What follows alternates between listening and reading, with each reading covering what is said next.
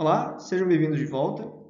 Na aula de hoje vamos falar sobre o PageRank, que é um dos algoritmos mais famosos e importantes que existem. Ele é usado por várias ferramentas de busca para ranquear páginas relevantes a uma consulta segundo alguma espécie de importância, né? Da mais importante para a menos importante.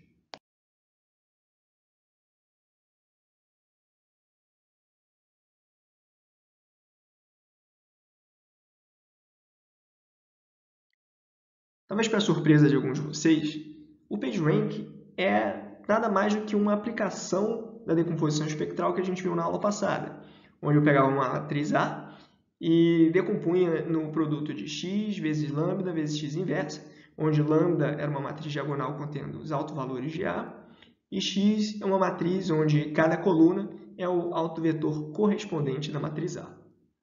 A gente já viu uma aplicação, que era a potenciação rápida de matrizes, onde eu quero calcular, por exemplo, A elevado a 1000, ou A elevado a K para um K muito grande. Mas existem outras aplicações também, incluindo o cálculo do n-ésimo número de Fibonacci, a partir da definição correta, né, da matriz A, usando aquela ideia da iteração, né, de Fibonacci a partir dos dois anteriores. Além disso, eu posso usar a decomposição espectral para estudar o comportamento de equações diferenciais ordinárias, claro, definindo a matriz A de maneira adequada, e, inclusive, uma técnica de ciência de dados chamada Linear Discriminant Analysis, ela é baseada nessa decomposição. Eu coloquei aqui um link onde essa técnica é usada para estudar um dataset muito famoso chamado IRIS. Finalmente, uma das aplicações mais importantes é o estudo de cadeias de Markov, né? Onde eu tenho basicamente um processo estocástico, né? Que representa alguma coisa, algum sistema, né? Ao longo do tempo. E eu quero, muitas vezes, entender para onde que esse sistema vai convergir, né? E tem aplicação em Healthcare Economics e também no PageRank, que é a aplicação que a gente vai ver agora. O algoritmo PageRank ele foi proposto num artigo de 1998, tem mais de 20 anos. Né? E ele trata de um problema fundamental, que é você determinar a importância de uma página web. E eles começam dizendo o seguinte, olha, a importância da página web é uma questão inerentemente subjetiva, vai depender de quem está acessando, vai depender do interesse do leitor, do seu conhecimento, etc. Mas ainda há alguma coisa que possa ser dita objetivamente sobre a importância relativa das páginas web. E esse artigo ele descreve o PageRank, que é um método para fazer justamente isso. Né? É um método que tenta capturar uma medida de interesse humano e da atenção dedicada às páginas, mas sem fazer rastreamento de cliques, sem ver quanto tempo o usuário passa na página, sem fazer nada disso. A inspiração para o PageRank é em uma pessoa surfando a web de maneira aleatória. E até contraditório, né? Pensar em aleatoriedade e como é que as páginas, como medir a importância relativa das páginas. Né? Mas a gente vai ver como isso é feito. E a gente vai ver também como eles fizeram para calcular essa medida, né, de importância chamada PageRank para um grande número de páginas de maneira eficiente.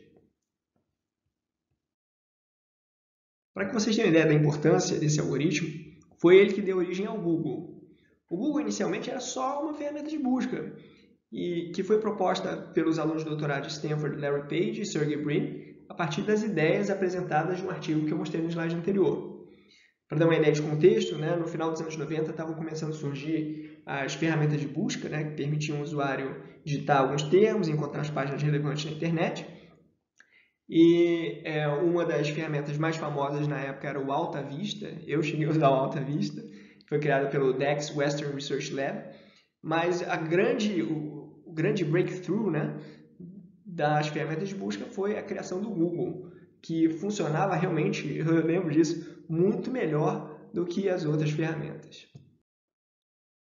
Então, o coração da ferramenta de busca do Google, como ele foi proposto lá atrás, é o algoritmo PageRank. O algoritmo ainda é usado como base pelo Google até os dias de hoje, mas existem vários melhoramentos, né, em cima dele. O algoritmo original foi escrito por Larry Page, Sergey Brin, Rajiv Motwani e Terry Winograd. Então vamos ver quais são os fundamentos do PageRank. Eu falei lá atrás que a web tem trilhões de páginas. Mas você poderia dizer que quando eu digito alguns termos na ferramenta de busca, apenas um subconjunto das páginas da web vão conter aqueles termos, certo? Então, tipicamente, uma ferramenta de busca vai encontrar centenas a milhares de respostas relevantes a uma consulta. A pergunta é a seguinte: como é que eu faço para ordenar as respostas recuperadas? Vamos tentar fazer agora um exercício e pensar em soluções simples para esse problema e quais seriam os seus pontos fracos, né? Uma possível solução seria usar a frequência com que os termos buscados aparecem na página. Então, se eu digitei pandemia, isolamento, e a página A, pandemia aparece 3 vezes, isolamento aparece 5 vezes. Então, soma esses dois números, tenho 8 ocorrências. E na página B, se pandemia aparece 6 vezes, isolamento aparece 4, tem 10 ocorrências. Então, segundo esse critério, a página B seria mais importante do que a página A. Mas isso tem problemas, né? Porque essa frequência, né? Esse número de ocorrências, ele não necessariamente me dá a importância relativa das páginas. Pode ser que a página A, apesar de ter uma ocorrência menor, ela tenha dados muito mais oficiais, muito mais relevantes. Além disso, eu conseguiria inflar artificialmente a importância da minha página, repetindo cada uma das palavras várias e várias vezes. Uma outra solução seria analisar o histórico de acesso às páginas para definir as mais importantes como sendo aquelas que são visitadas mais vezes. No entanto, eu teria que ter acesso aos dados dos servidores web, certo? Para ver quantas vezes cada página foi acessada. Pode ser que o servidor web minta para mim, né? Dizendo que, olha, foi acessado aqui 1 bilhão de vezes. Ou, alternativamente, eu poderia tentar acessar os dados dos próprios usuários, das pessoas, mas isso infringiria questões relativas à privacidade. Então, essas duas soluções, elas têm vários problemas, não são muito objetivas, nem muito escaláveis. Felizmente, existe uma estrutura, né, na maneira como as páginas são organizadas que pode ser usada para resolver ambos os problemas anteriores, gerando um método objetivo e escalável. Essa estrutura é dada, como eu disse antes, pelos links entre as páginas. Então, a ideia original do Google é baseada nessa estrutura subjacente da web, definida pelos links. O PageRank, ou importância de uma página aí, vai ser baseada nos links que ele recebe de outras páginas. São duas ideias principais que compõem, né, esse cálculo. A primeira é a seguinte: se eu recebo links de páginas com PageRank alto, né, esses links deveriam contribuir bastante para o meu PageRank, certo? A ideia é que se páginas importantes apontam para mim, eu deveria ser importante também.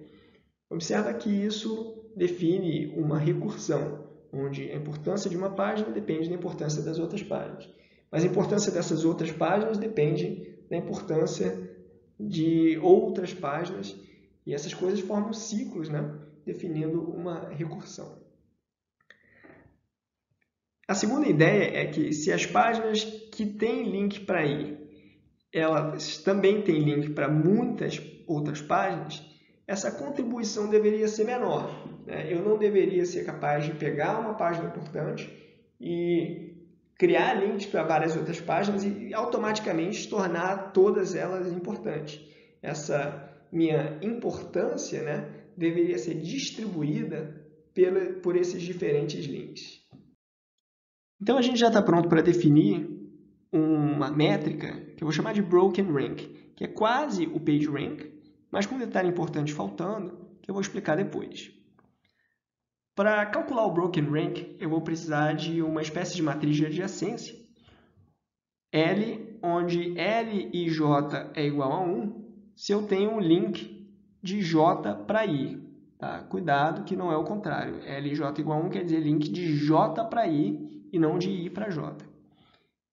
E LJ vai ser igual a 0 caso não haja link de J para I. Então, o que é o somatório sobre K de LKJ? Para cada link, né, de J para K, eu estou somando 1. Isso quer dizer que eu estou somando todos os links de saída de J. Portanto, MJ é o grau de saída da página J. O broken rank da página I, denotado por PI, vai ser definido da seguinte forma. Somatório sobre todas as páginas J que apontam para I, do broken rank da página J dividido pelo seu grau de saída.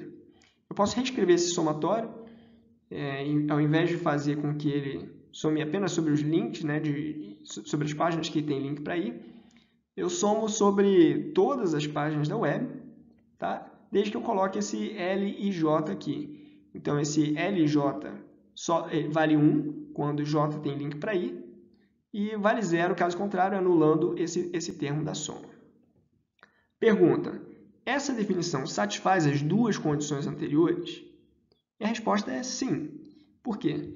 Porque aqui eu tenho uma soma, né, sobre todas as páginas que apontam para I, e aqui eu tenho a importância da página J, então quanto mais importante for a página J, mais ele vai contribuir para a importância de I. E se a página J tiver muitos links, essa importância de J vai ficar diluída entre os MJ links da página J. Então vamos ver como reescrever a equação do slide anterior para todas as N páginas usando notação matricial. Então, ao invés de ter uma equação, eu vou ter N equações que vão ser representadas através de operações entre vetores e matrizes. Eu vou ter um vetor P, indicando o broken rank de cada uma das páginas, né? Página 1, página 2 e assim por diante. Eu vou precisar da matriz de adjacências L, e eu coloquei aqui uma matriz diagonal contendo os graus de saída de cada uma das páginas. Eu quero mostrar que essa equação aqui é exatamente a equação do slide anterior generalizada para N páginas. Então, eu tenho aqui vamos escrever essa equação, né? Tem um vetor P é igual a matriz L vezes a inversa de M. Quem é que aparece na inversa de M? Eu vou escrever aqui para ficar mais fácil. 1 sobre M1, 1 sobre M2, até 1 sobre MN. Isso aqui multiplicado por P. Ok, e aí? Quando a gente multiplica uma matriz por uma matriz diagonal, eu essencialmente estou multiplicando as colunas da primeira matriz, tá? Pelos elementos da diagonal. Então, eu tenho aqui, vai aparecer L11 dividido por M1, L21 dividido por M1, até Ln1 dividido por M1. Então, isso aqui continua até L1n dividido por Mn, L2n dividido por Mn, até Lnn dividido por Mn. Ok? E aí, finalmente, isso aqui multiplicado por P. Então, vamos fazer o seguinte, vamos olhar para um elemento específico, uma linha específica, para a iésima linha, para obter PI, certo? Como é que a gente o que seria o equivalente aqui do outro lado? A gente vai estar olhando para a iésima linha multiplicada por esse vetor P. Então, eu tenho aqui PI é igual L1 dividido por M1 vezes P1. Beleza. L2 dividido por M2 vezes P2. E continua até L e N dividido por Mn vezes Pn.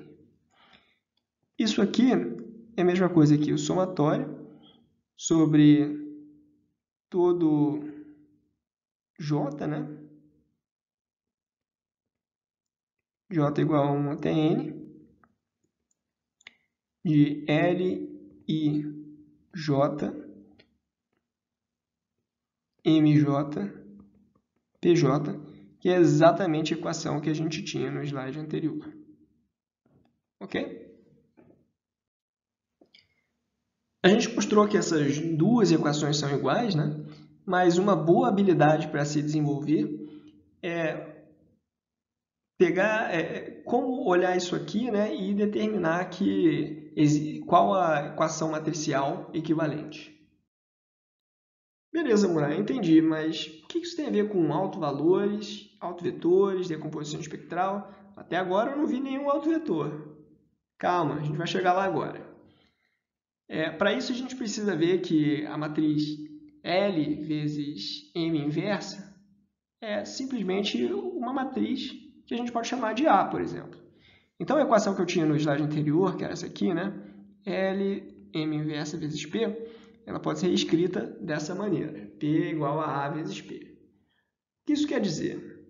Ora, isso quer dizer que P é um autovetor da matriz A. Se você está um pouco incomodado, a gente pode fazer assim, ó, A vezes P é igual a P. Portanto, P é um autovetor cujo autovalor é igual a 1.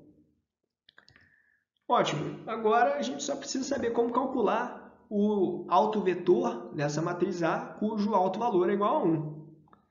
O problema é que essa matriz A tem trilhões de páginas, né? Mas a boa notícia é que existem métodos eficientes para se fazer isso quando a matriz em questão é grande e esparsa. Grande a gente sabe que é, mas o que é esparsa, né? Esparsa quer dizer que a grande maioria dos elementos são iguais a zero. Então você tem muitas entradas nessa matriz iguais a zero. Por que A é uma matriz esparsa? Tá? É mais fácil pensar na matriz L, né? Na matriz de adjacências. Se você tem trilhões de páginas e cada página tem link para, sei lá, 10, 100, no máximo 1000 páginas, dá para ver que a grande maioria dos elementos da matriz L vão ser iguais a zero. Mas e quando a gente multiplica por m menos 1? Quando a gente faz isso, a gente está simplesmente multiplicando cada coluna por uma constante. Então, de 0 a 0, continua zero. Portanto, A é muito esparsa. Ok, mas e a analogia com uma pessoa surfando o web de maneira aleatória? Vou mostrar para vocês que a gente pode pensar no Broken Rank como sendo justamente isso. Um usuário que chega numa determinada página e a cada passo ele vai escolher um dos links que aparecem lá de maneira uniformemente aleatória.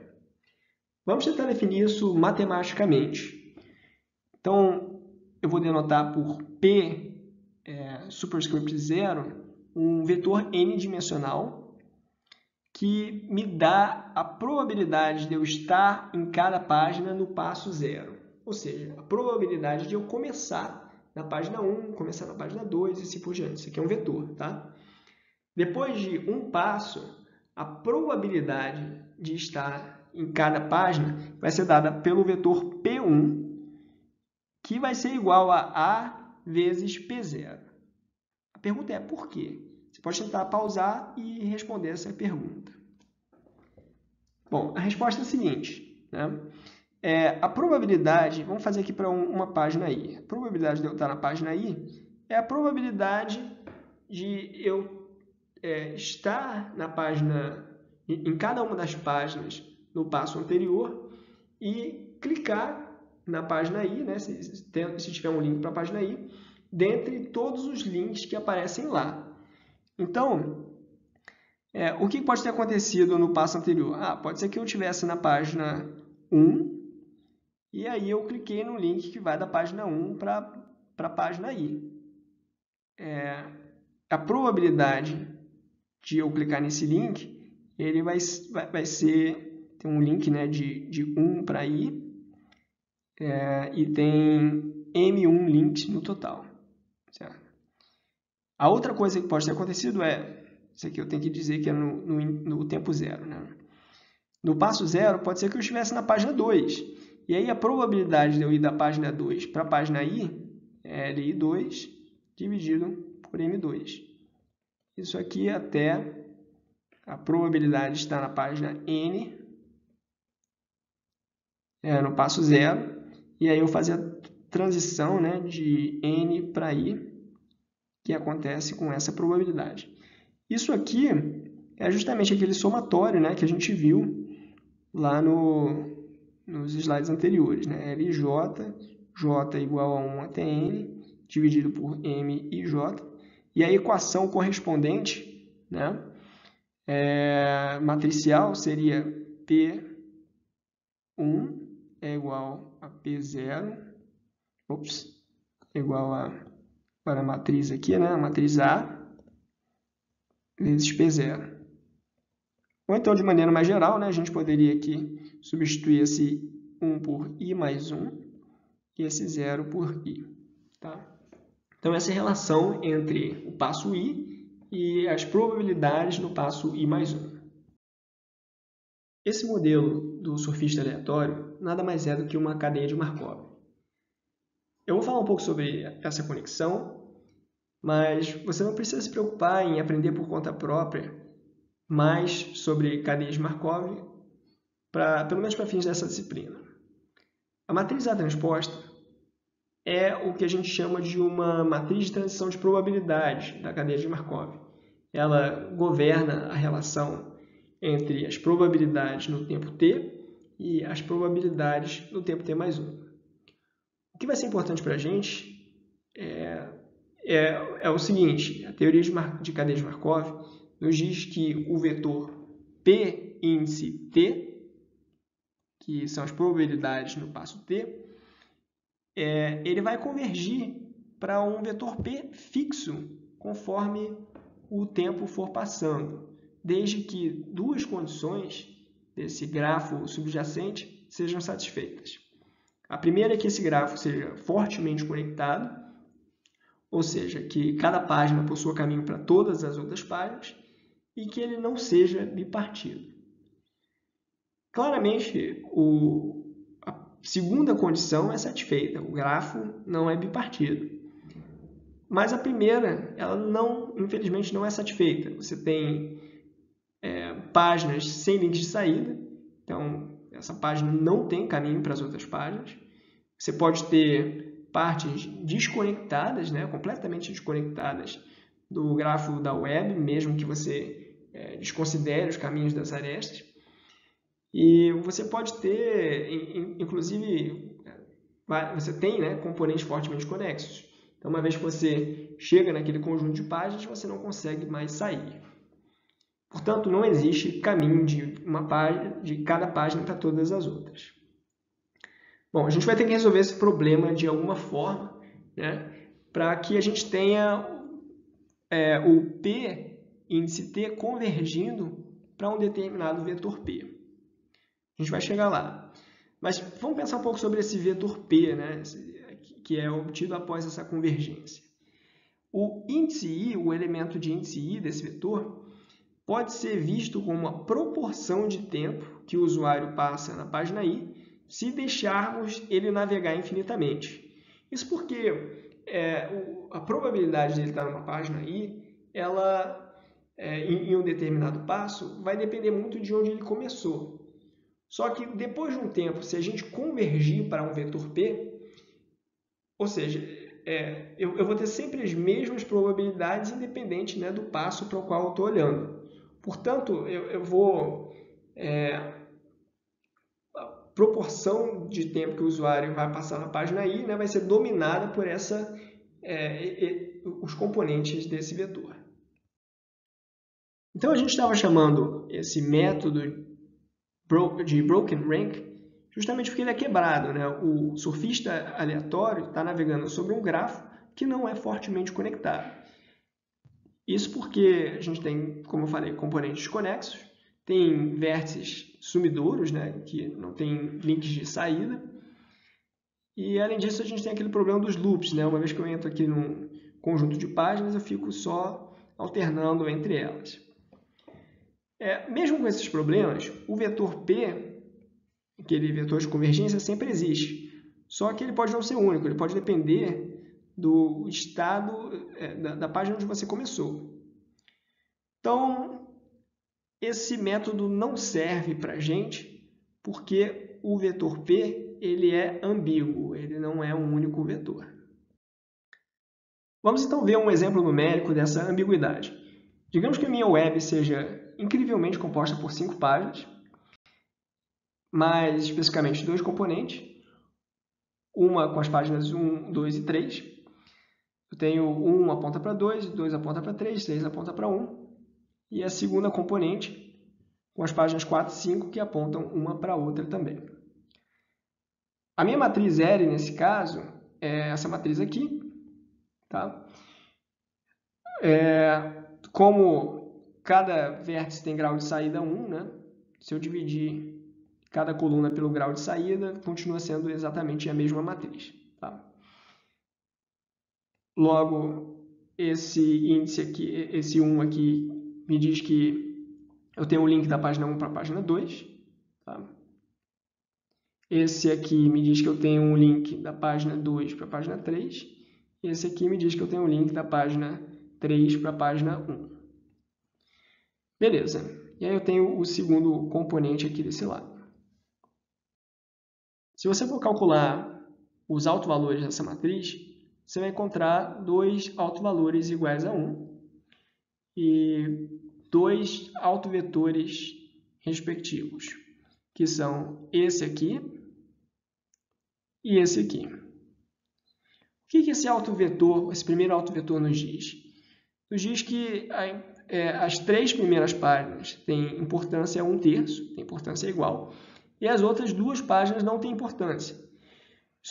Isso mostra justamente o que aconteceria se você começasse em uma das 3 primeiras páginas e deixasse o surfista aleatório continuar infinitamente.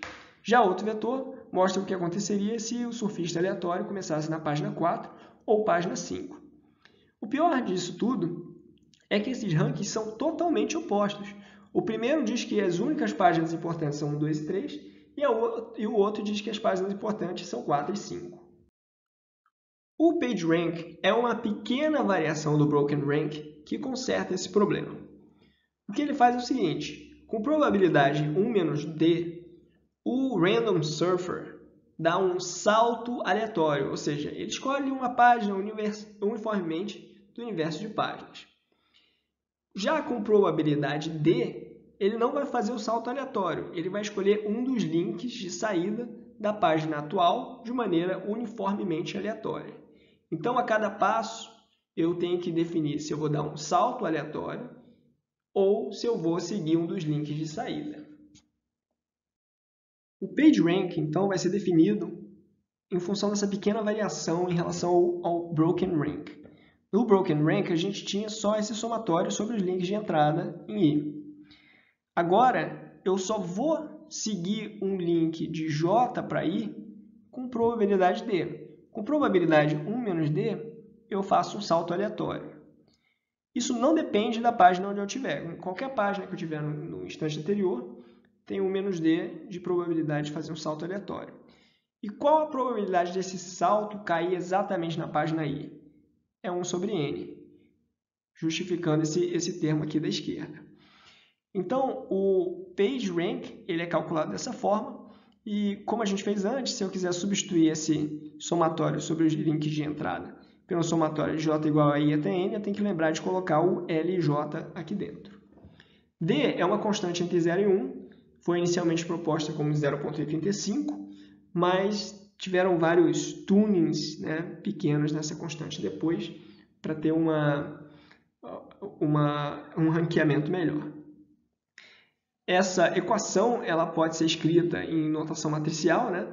Onde P passa a ser o PageRank de todos os vértices, como sendo isso aqui, né? Eu tenho essa constante, 1-d sobre n, multiplicando E, que é uma matriz n por n, onde todos os elementos são iguais a 1, somado a D vezes a nossa matriz A, né? Que era o L vezes M inversa.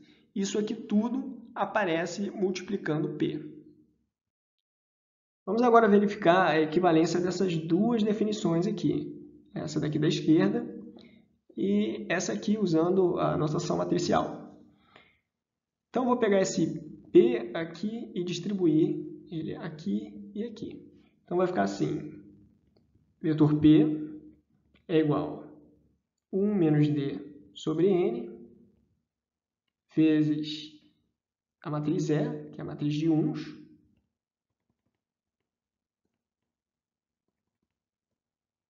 vezes o vetor P de novo,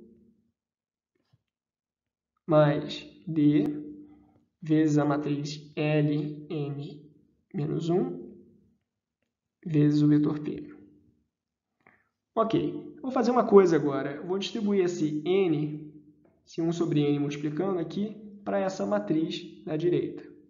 Então, a gente vai ficar com 1 menos D, e aqui vai ficar 1 sobre N, 1 sobre N,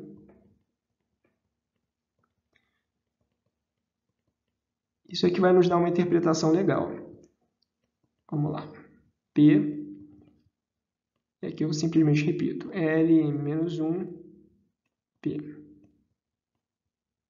Ok.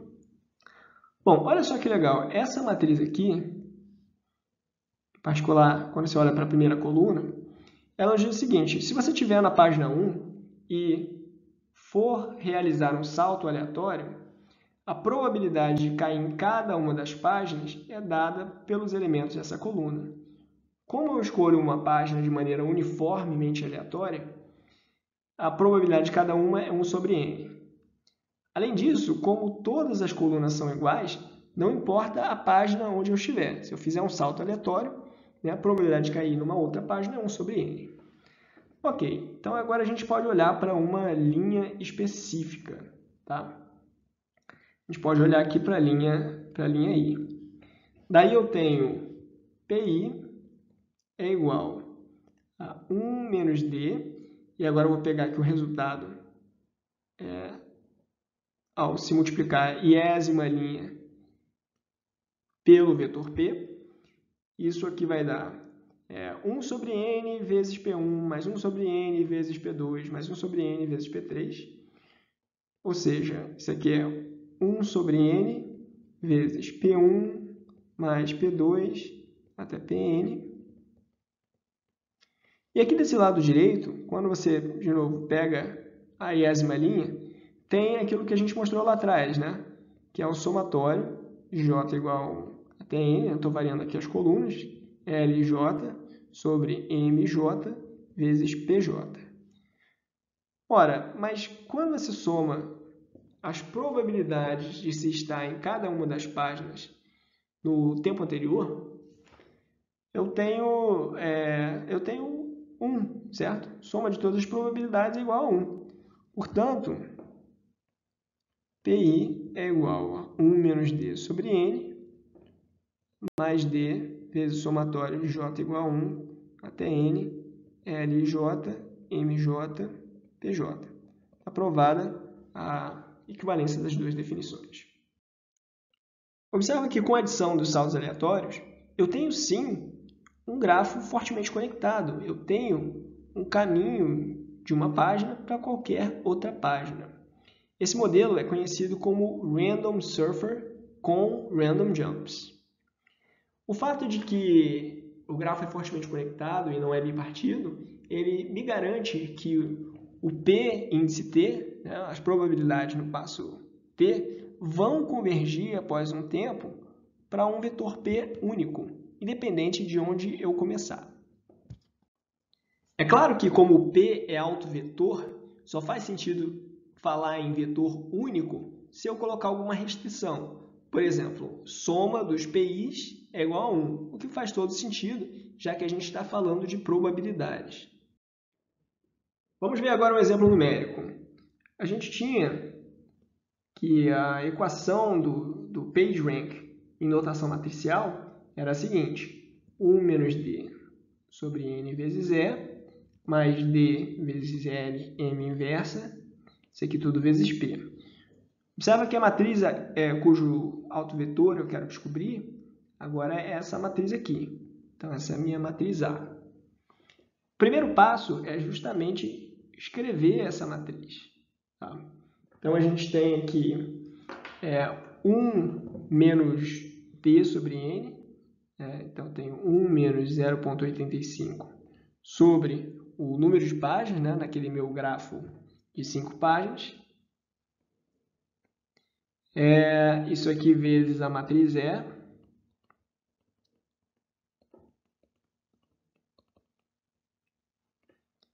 Mais D, que é 0,85, vezes a matriz LM inversa.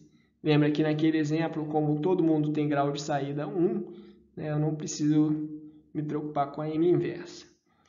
Então, vai ficar... eu tenho que 1 tem link para 2, certo? Então, 1 tem link para 2, 2 tem link para 3, 2 tem link para 3 e 3 tem link para 1. 4 tem link para 5 e 5 tem link para 4. O resto das posições que eu não escrevi são iguais a 0. Então, eu tenho que isso aqui 1 menos 0,85 dá 0,15. Dividido por 5 dá 0,03, certo? Então, aqui vai ficar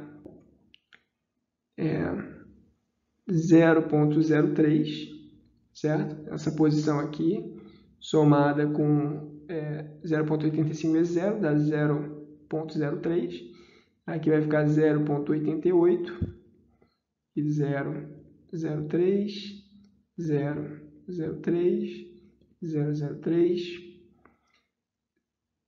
0,03, 0,03, 0,88, 0,03, 0,03, 0,88 aqui, 0,03, 0,03, 0,03, 0,03, agora 4, 0,03, 0,03, 0,03, 0,8, não, aqui é 0,3 também, aqui é 0,88, finalmente 0,03, 0,03, 0,03, 0,88 e 0,03. Ok, essa aqui é a minha matriz A. Se você for calcular agora os autovalores e autovetores, você vai achar que o autovetor associado ao autovalor 1 é o seguinte. É o vetor mostrado no canto direito aqui da tela, onde o PageRank associado a cada uma das páginas é igual a 0,2. O que faz sentido, né? Dizer que todas as páginas, nesse caso, têm a mesma importância, já que não tem nenhuma que se destaca claramente das outras. Em particular, as páginas 1, 2 e 3 deveriam ter a mesma importância, as páginas 4 e 5 também deveriam ter a mesma importância. Tá? Então, aqui no primeiro componente eu deveria dividir a importância por 3 e no segundo por 2. Só que a probabilidade de eu realizar um salto aleatório para essa primeira componente é maior do que a de realizar um salto para a segunda componente. Por isso, fica todo mundo igual. Beleza, então a gente só precisa calcular a matriz A e calcular o autovetor dessa matriz associado ao autovalor 1. O problema é que se a gente for usar a decomposição espectral para fazer isso, o custo de se obter os autovalores e autovetores é da ordem de n ao cubo operações. Quando o número de páginas está em torno de 3 vezes 10 elevado a 10, n ao cubo é 2,7 vezes 10 a 31.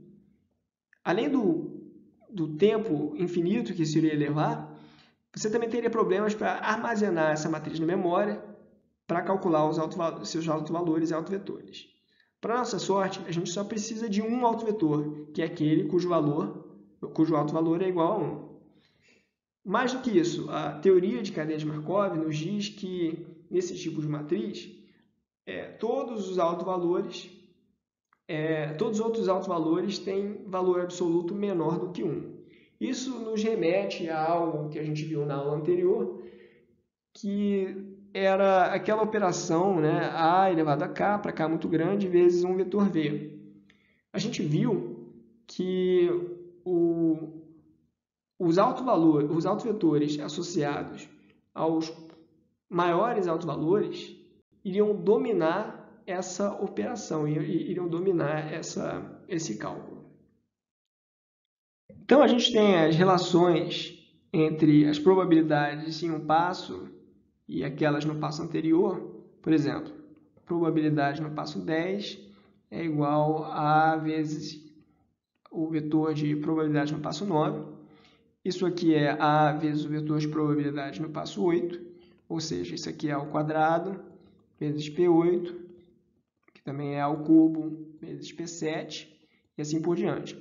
Então, se o meu vetor P pode ser decomposto, né, nos autovetores da matriz A como sendo C1 vezes x1 mais C2 vezes x2 até Cn vezes xn, eu tenho que A elevado a k vezes P, ele pode ser escrito dessa forma aqui.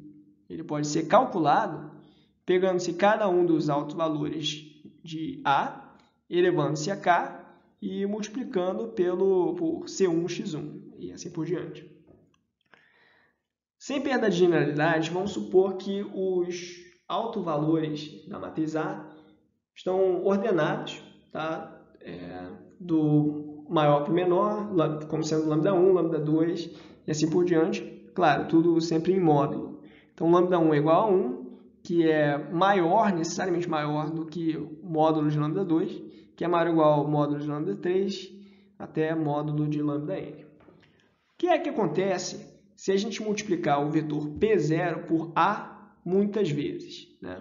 O que vai acontecer, essencialmente, é que esse termo aqui, né, o lambda1 elevado a k, vai ser igual a 1. Então, tenho C1x1.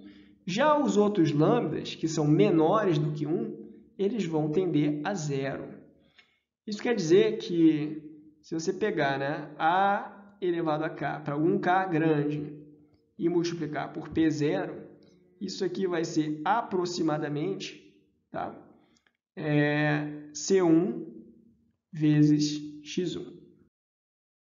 E como x1 é o autovetor da matriz A associado ao autovalor 1, C1x1 é o mesmo autovetor. Então, se a gente pegar o vetor P0 e pré-multiplicar por A muitas vezes, certo? Pega P0, pré-multiplica por A, pega o resultado, pré-multiplica por A. Isso aqui vai nos dar o autovetor cujo autovalor é igual a 1, que é justamente aquilo que a gente está procurando, que é justamente o que vai ser usado para calcular o PageRank.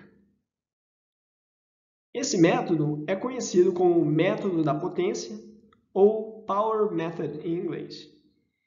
A ideia é justamente começar com um vetor P0 qualquer, né, uma distribuição, por exemplo, uniforme, e iterativamente calcular P1 como sendo A vezes P0, P2 como sendo A vezes P1 e assim por diante.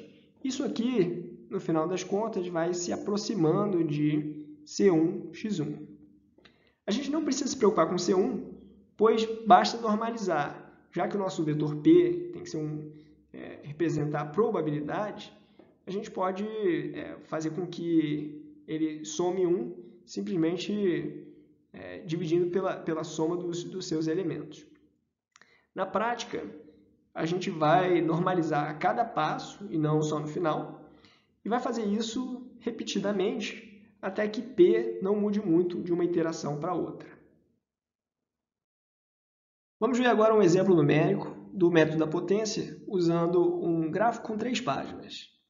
A gente vai começar com a distribuição uniforme, P0 igual a 1/3 para cada uma das páginas.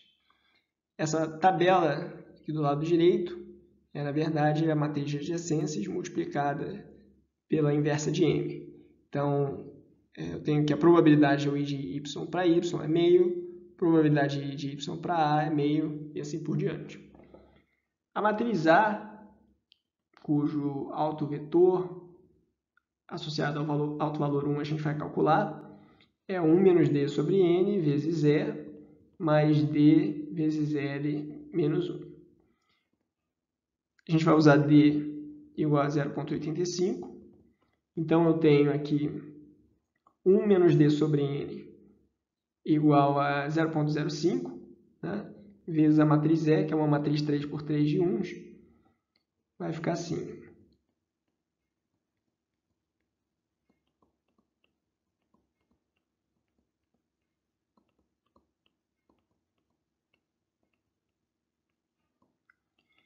E aí eu tenho D, que é 0,85, multiplicando a matriz LM-1. Isso aqui vai ficar 0,425, onde tem 0 é 0, né? E onde tem meio é 0,425.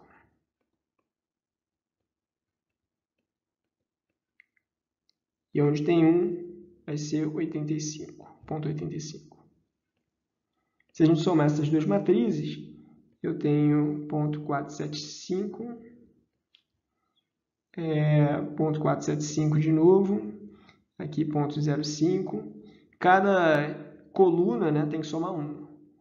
475,05, 0,475,05, cuidado aqui, 9, né? E aqui 0,05. Então, agora fazendo um atalho aqui, né, a matriz P, o vetor P1, né, vai ser A vezes o vetor P0. O vetor P0 é 1/3, 1/3 e 1/3. Aí eu tenho, como é que vai ficar a primeira linha, né? Isso aqui, produto interno com isso aqui, é a mesma coisa que somar os elementos da linha, né, e multiplicar por 1/3, colocando em evidência, né? Então, fica 0,95 com 0,05, vai dar 1 dividido por 1/3, vai dar 0,333. Ok. Na segunda linha, eu tenho 0,475. Se eu somar 0,05 com 0,9, é 0,95, que é 2 vezes 0,475. Então, aqui eu tenho 3 vezes 0,475 dividido por 3, dá 0,475. E, finalmente, se você fizer aqui a soma para a última linha, você tem 0,192. É claro que é um exercício mecânico, mas se você quiser pausar e calcular o P2, a gente pode fazer isso também. A gente não vai fazer até a convergência. Você deve encontrar, né? Aqui a gente coloca a mesma matriz A.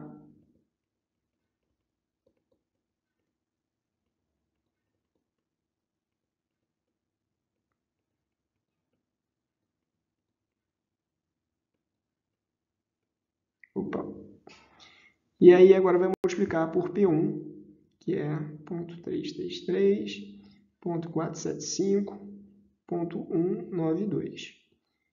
E aí você tem que encontrar, se fizer as contas direito, 0,394, 0,355 e 0,252.